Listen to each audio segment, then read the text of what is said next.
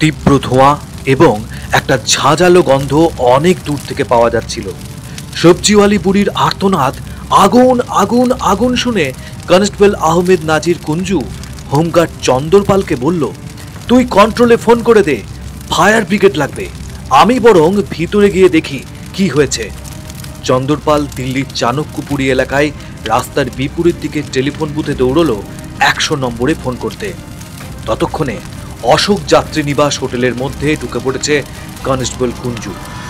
ধোঁয়াটা আসছে হোটেলের পিছনের দিক থেকে। সেদিকেই গেল কুঞ্জু।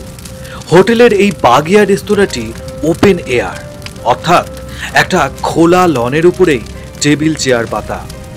এখন রাত 11:20, কিন্তু এত ফাঁকা কেন রেস্তোরাঁ? এই রেস্তোরাঁ তো অনেক রাত পর্যন্ত খোলা থাকে।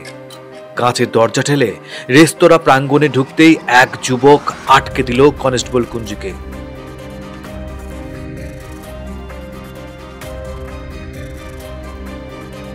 ফলো করুন বর্তমান।